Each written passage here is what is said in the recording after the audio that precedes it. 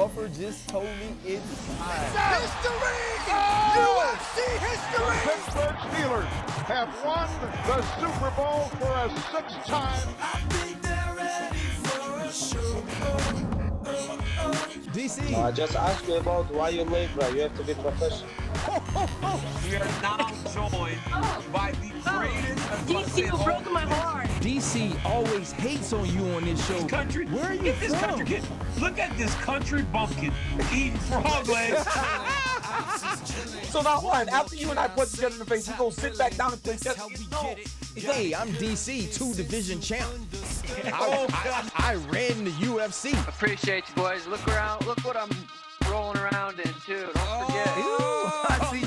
DC, you ain't got one of those. Wait, that's your DC. car? I'm uncomfortable right now. I have like secondhand embarrassment. So to get an opportunity to be with one of the greats, talking about a great sport, you can't beat that.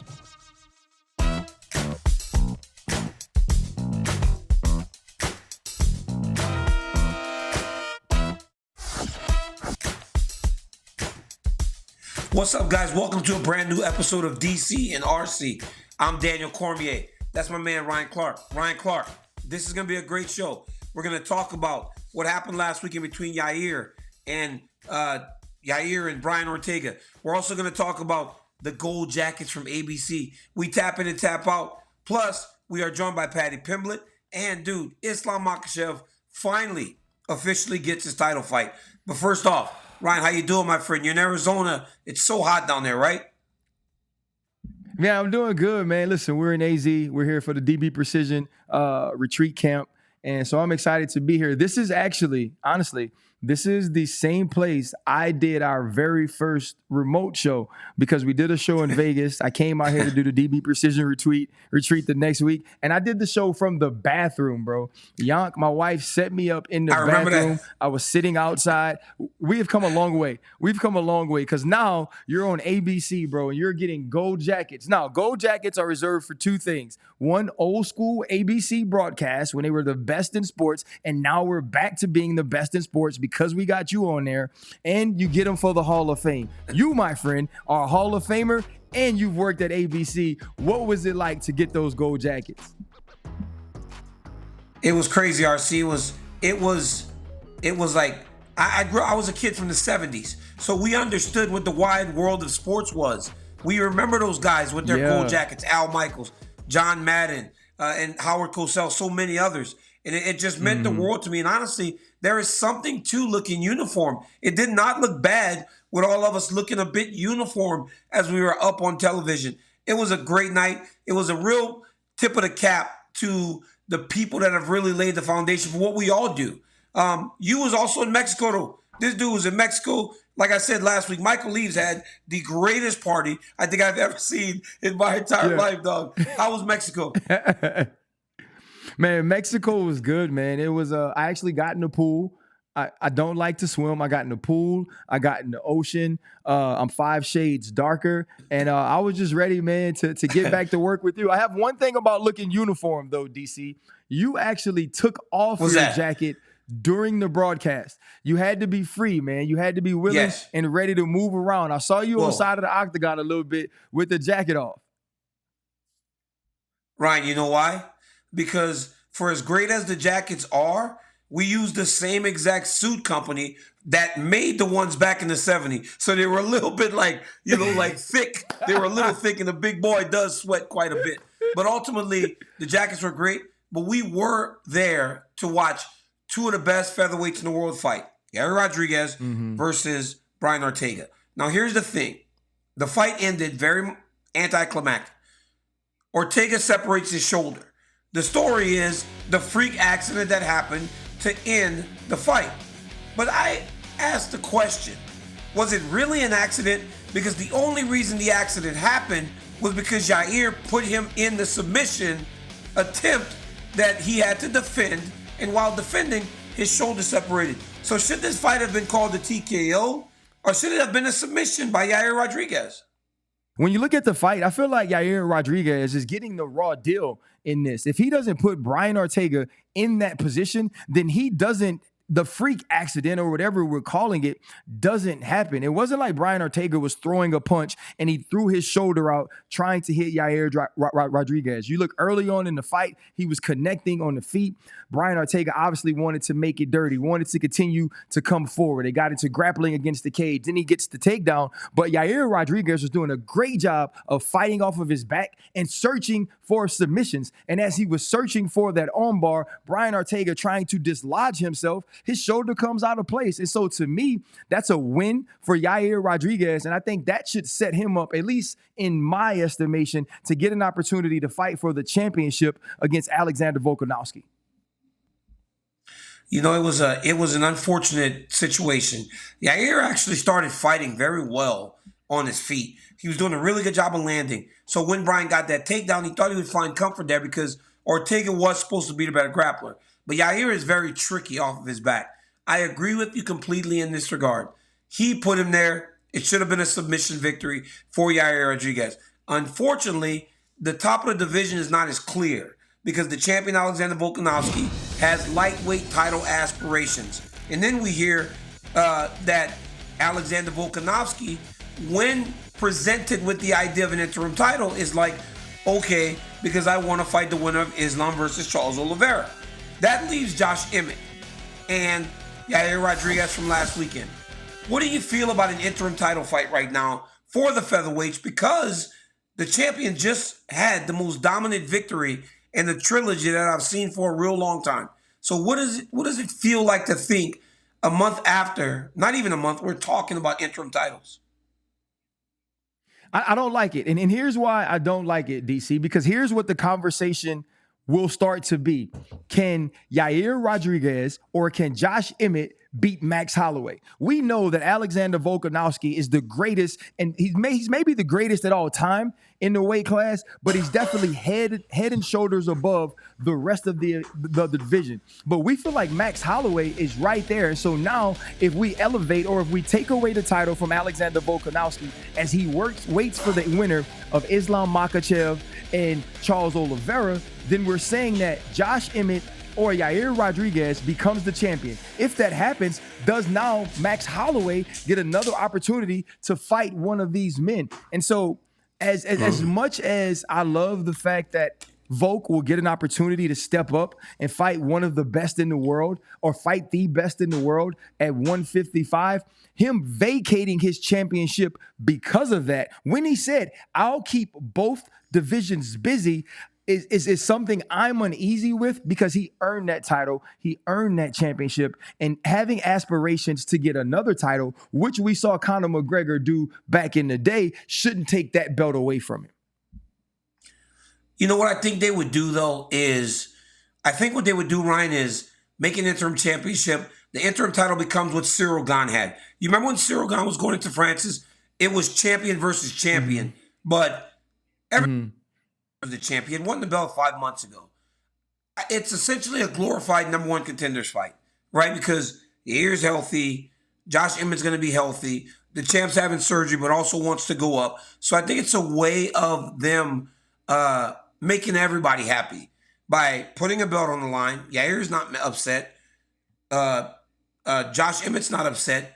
And then you got the champ doing what he ultimately wants to do, that's trying to become a two-division champion, and he's not getting punished for it. So I think it works for all the people involved, and it also gives that champ the chance to go up to 155, which is something I don't know you really want to do. You could be great in your own weight, but to go fight Islam or to fight Du Bronx, that's a whole nother beast. But Saturday night, we also saw, Ryan, what I believe was the greatest comeback in UFC history. Crazy. And it was a Louisiana guy, Matt Schnell. Gosh. Dude, it was crazy. And listen to my reaction while Matt Schnell was actually getting the finish after getting almost killed 3 times prior. Take a listen.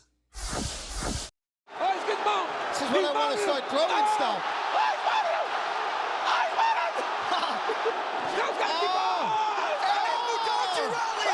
Back and forth we go. He's a submitter. That is it. Matt Schnell at the rally of all rallies. Ryan, I didn't know that my voice could go that high. Did you forget you were broadcasting, bro? Like, did you totally forget that you were on TV? I'm gonna tell you, it made for such exciting TV. DC, you were everyone in the world that was watching ABC at the time. Listen, my son is FaceTiming me like, Matt Schnell is out, Pop. It's over. Oh no, he's coming back. Like that to me, and we were on the group chat texting about it, is the greatest comeback I've ever seen. He was beaten up in the first round. He was out on his feet multiple times in the second round. And then he sticks that right hand, continues to fight. They get to the ground. He submits him. I thought it was amazing. It was, to me, the fight of the night, the round of the year that ended in the comeback, the best comeback I'd ever seen. Dude, it was crazy.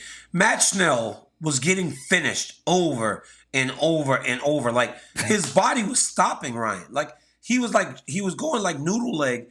The dude's like elbowing him. Dude's landing left hands. I could not believe it. But as you said, I was everyone that was watching. I just had a headset over my head because I was excited to watch, and I couldn't believe it. And then he told Dana White, he goes, November, I'd like to get back in there. I walk right over to Dana and goes, greatest round I've ever seen, but I don't want to see him fight in November because you can't take that type of damage and then turn around and fight 4 months later. You need to give yourself a break if you do that, because you got to remember, Schnell got knocked out in his last fight. So to get knocked out, then to go through this, and then all the stuff he's dealing with, his mom passed away, all that, let's give him a little bit of break and let him bask in this. But trust me, greatest round of the year, greatest comeback I have ever seen in UFC history. But that was last weekend on Long Island, because if you say in Long Island, people will get mad. That was last weekend on Long Island. This time we go across the pond. We go back to England as we watch the guys from Europe fight in London. This is a massive spot for Tom Aspinall because he is going to fight against Curtis Blades. A lot of the questions about Tom Aspinall is rooted in, can he fight the wrestler? Can he fight and defend the guy that wants to take him down over and over again? We will get those answers this weekend. But there's also another guy that is going to be fighting this weekend. He's fun. I love him. I think he's like the great, he looks like the great Owen Hart, a young one. Let's go one round now with the king, Paddy Pimblett, all the way from London, England. Paddy, what's up, my man? How are we, fellas? You good? Good. Pretty good, my buddy. How you feeling? How you feeling right now? Just a few days from stepping in the octagon again in front of the people that mean the most to you, because the reception you get in London is like nothing we've seen in a long time. Yeah, it's spectacular when I step in there, lad. There's nothing like a feeling when I walk out. The energy I get when I walk out is just unbelievable, and I can't wait to make that walk again and get another fast finish.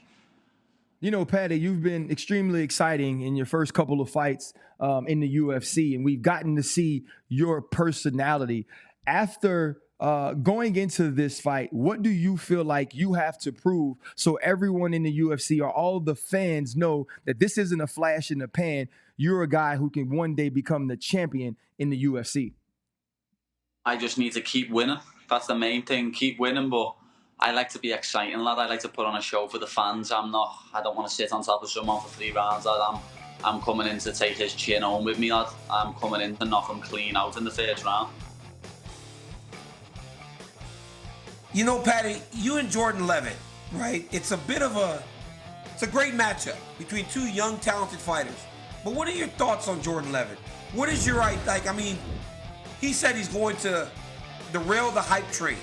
What are your thoughts on Jordan Levitt as a fighter and as a real specialist? He's a ground guy that wants to fight on the ground. Yeah. How do you feel about him in this matchup? I think he's... I know a lot of people call me overrated and say I'm not that good, but I think he's overrated, lad. I'm going to show that there's levels to this. There's levels to this MMA, lad. There's levels in the UFC, and I'm a level above him, lad. I'm going to show that I'm not a flash in the pan, and I'm going to finish him in the first round. People are saying, it's going to be an exciting grappling match, but I'm a much better grappler than him. I am so much better on the floor than he is. Like, he hasn't got hands. You know what I mean? He hasn't got a set of hands. He can't strike to save his life. He couldn't finish his dinner. You know what I mean? He finished Matt Wyman, who should be retired by now. I can remember watching The Ultimate Fighter season 5. I would have beaten back then when I was like 15. You know what I mean? The other kid who we submitted in the with the reverse triangle was a fat featherweight. You know what I mean? I don't understand how people think Jordan Levitt's good. I'll be honest. I think Luigi Ventimiglia and Vargas both knock him out if he fought them. But, you know, people like to talk about me saying, like, I can remember when I fought Ventimiglia, everyone said I'd get knocked out. When I fought Vargas, everyone said I'd get knocked out. Now everyone's saying I'm going to get submitted. We'll see. We'll see when I prove everyone wrong once again. Shut the haters up and prove all the people who've backed me right. Oh, man, listen, I love that. Speaking of people who back you, it was totally electric the last time we saw you and Molly and Tom Aspinall on the same card. And so I expect some of those same type of fireworks on this card as well. But you seem very confident that you'll win this fight against Jordan Levitt. What's the next step for you? What can we expect from you in the octagon after you finish this the way you want to? Who's next on the Paddy Pimblett list on his way to trying to be a champion? Well, everyone always says this to you, who's next, who's that. Lad, I don't care. I don't mention anyone's name. People talk about me. You know what I mean? People talk about me because I'm the boy. I'm the new kid on the block that people can't keep my name out their mouth. Just like hand sanitizer boy using me for some clout. Everyone uses my name for publicity. Even Logan Paul was using my name for publicity the other day. You know what I mean? That's how big of a deal I am. I've got YouTubers talking about me who can't punch to save that life. Paddy Pimblett, I think that you're fun. I always wonder where you guys, you European guys, you guys are so confident. I've never in my life met people that are as confident as early as some of you guys. But one thing I gotta ask you, I'm a big boy, Paddy. You've seen me during my fighting career, in camp, out of camp. I could be a tad bit heavy. Some people want to give you a nickname. They call you Fatty Paddy. What's up, Fatty? What's up with the massive weight gains and the weight cuts? Are you just enjoying the time in between? Because I know that's why I did it. I just enjoy life, lad. You know what I mean? I'm not. I don't want to be ripped all the time. I'm not one of these people that, oh, look at my body, look at my shape. I don't care what my body looks like. No matter what, I can fight. At the end of the day, whether I'm a fat bastard or I'm in shape, I can fight. I can still knock people out and submit people. It doesn't matter what I look like. Like even that picture there, you know what I mean? I'm about 88 to 90 kilo there. I still have abs, but I have a big chubby face. And people can call me all they want. If it was a woman though, they'd be getting called fat shamers. So don't worry when I step off the scales on Friday. I've got a little message for everyone. You'll have a little laugh at it, don't worry. Oh, at the heaviest when I was in San Diego, we got up to 205. Yeah. Holy cow. I wouldn't lie to you, Paddy, lads. I was enjoying that In-N-Out burger and that Popeyes and them slushies, lad. Popeyes. Hey, listen, we're from Louisiana, bro. We know about Popeyes. Popeyes, listen, if you get you some red beans and a biscuit and a 2-piece dark or white spicy, you are winning. So you are my kind of guy. Good. I'll be Paddy, honest, I'm listening to you, I'm not the biggest fan of the biscuits. Not the biggest fan of the biscuits. What? But I'm a big fan of the chicken. Yeah, I'm not the biggest fan of the biscuits, to be honest. They're a bit mad. Man, you know what, Paddy? I'm going to let that slide. But the biscuits are amazing, bro. Like, I think they forgot to drop our gravy know. off last time, and I wasn't happy you need gravy with them biscuits. Paddy, where does this confidence come from for you? It seems that every time you speak, you just exude this confidence that you understand the type of skills that you have and what will happen inside the octagon. Where does that come from? Everyone always asks me this, but I'll be honest, I really don't know. I don't know where my confidence comes from. A lot of people mistake my confidence for arrogance when I'm not arrogant. I'm just very confident in my own abilities. I think my strongest part of my game is my mental side. Like, nothing will ever break me. You know what I mean? It's me heart and my mental side is what gets me through fights, and everything. Know what I mean? Like, I'm not even confident in other walks of life. Know what I mean? And everything else, I'm not that confident. But I know I was put on this earth to fight in a cage, beat people up, and entertain people. That's just what I was put on this earth to do. And I'm going to continue to do so till I can't do it no more.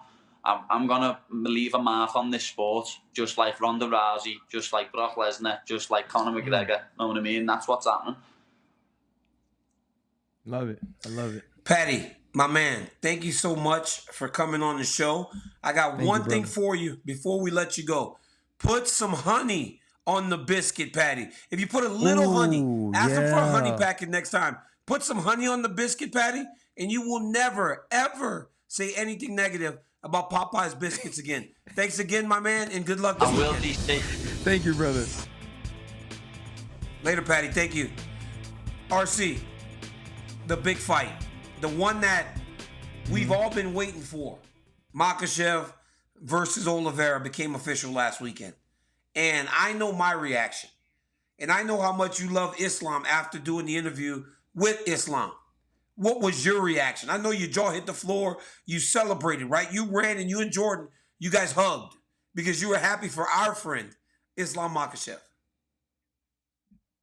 First off, he's not our friend. That's first and foremost. He's a friend of the show, but he is your friend, DC. This would be like, this is like the equivalent of I don't know, of Troy going to another Pro Bowl. You know, when I thought about it, DC, the bottom line is it was the right thing to do. Right? You know, sometimes there are fights that are made and it's about the excitement. It's about the build up to the fight. And then sometimes fights are made because you need to decide who the baddest man at 155 is. And this is that type of fight. I was excited. I was so excited that, you know, I went back and watched other Do Bronx fights to just see how he's continued to grow, because I believe this is going to be his toughest test to date as the champion. Islam has a better striking game than people give him credit for, but we know what type of grappler and wrestler he is. And what I've seen from the Justin Gaethjes and the Dustin Poiriers, were even when you had a shot to put out Charles Oliveira, you were scared to attack him on the ground because of his ability to submit you. And Islam Makhachev won't have that. So I was extremely excited that this fight was made. I believe it needed to be made. And my first thought was, I know DC right now is dancing, and he's doing his dance here, and he's giving you the Carlton because he is excited about this. And so, DC, what do you think? I know you're doing the dance. What do you think? What type of problems can Islam Makhachev pose for Charles Oliveira, who has truly been dominant in his recent appearances in the octagon? Well, you got the two guys in the division, Ryan, with the greatest win streaks. Both of these guys are on double-digit win streaks in the weight class, and they both look like absolute savages. The opening odds came out, and Makhachev is a 2-1 favorite over Charles Oliveira. Yes. And I think where the biggest issue comes is, like what you said, people were afraid to follow Charles to the ground. Not this guy. This guy will follow Charles to the ground. This guy will be able to grapple with Charles on the ground. And this guy's top pressure is what I believe will ultimately be one of the bigger issues for Charles Oliveira. And Makhachev doesn't make as many mistakes. You know, for as good as Gaethje is and for as good as DP is, when they're in there and they get somebody hurt, they'll make mistakes to try and find the finish. And when you do that, that's when you put yourself in trouble or end up stuck on the ground. Even Dustin, he said when he would hit Habib, he would kind of get anxious and it would take him down. You can't do that against Islam. And I believe Charles's desire to go forward always and to pressure and engage may ultimately be one of the issues that he has, because Islam's sticky. And when he gets too close, he'll take him down. And his top pressure is so heavy. They say wrestlers are the ones that can kill jiu-jitsu. And I believe that is where the issue is going to be for Charles Oliveira, if there is an issue for Charles Oliveira. Yeah, I'm excited about this fight, DC, because when you think of some of the best fights we've ever seen styles make fights. And these are two guys who believe in pressure, two guys who believe that they can fight both on their feet and on the mat. And I believe that's what we see happen. How do you see this fight going, though, DC? You said the way that Islam could pressure him, the fact that Islam is sticky. Do you believe, or do you see Islam as the better fighter and feel like the odds are correct in saying he's a 2-1 favorite over the former champion, Charles Oliveira? Yeah, Ryan, you technically said that right, but it sucks that Charles Oliveira is not the champ. That dude's the champ. We know it. Everybody knows it. Like, he is the champion of the lightweight division. They got him for like 0.2 pounds, which is an absurd number to take a belt from someone. But when you get to the matchup, I think we'll see a lot of grappling. I think we'll see a lot of very, very in-tight engagements. I don't believe that Islam will play the game with DuBronx at range, because if you do, he's going to sleep. There is no mistake about it that if Islam is too far from Charles Oliveira is going to get him. Islam will need to be close, getting takedowns, and really engaging with Charles in one of his best areas, and that's in the jiu-jitsu. Now, last week, Charles Oliveira finally got what I believe that he deserves. He was named the SB MMA Fighter of the Year. Congrats to DuBronx, a very, very special fighter and kid. We gave him last week our first part of the year Fighter of the Year. But we have to go now and make some predictions for what the rest of 2022 will look like. And I think this one's ridiculous. The heavyweight champion at the end of the year is going to be who? Francis Ngannou. That's the champion. I think when you look at the heavyweight division, if we see a John Jones, Stipe Miocic fight, I don't believe either one of those guys gets an opportunity to be the champion, and we won't see Francis for a while, obviously recovering from his knee surgery. And so I believe as we walk into 2023, Francis Ngannou is still the heavyweight champion of the world in the UFC. Absolutely. Like, we are completely in line on this one. First off, I don't know if Francis will be able to fight before the end of the year to lose his championship. Now, are we talking interim champion, heavyweight champion? Maybe. But in terms of who the real heavyweight champion of the world will be, it will be Francis Ngannou, the Predator. Ryan, this one you should be good at. Bold prediction for the rest of the year in the UFC. My bold prediction is this. And maybe it's not even that bold. Alexander Volkanovski will be the champion at 155. I believe. Now, the only tough part about that is him getting an opportunity before the year ends after a Charles DuBronx and Islam Makhachev fight. But my bold prediction, and it may have to be early 2023, is that Alexander Volkanovski is the champion at 155 pounds. Oh, that's a good one. The reality is this, though. I just don't know if the timing will work. That's the only reason that I don't think Volkanovski will at least challenge, for the championship. It's just the timing. Unless somebody's clean coming out of October. If they're clean coming out of October, I could see them trying to make a fight by December. My bold prediction is this. Sean O'Malley will fight someone in the top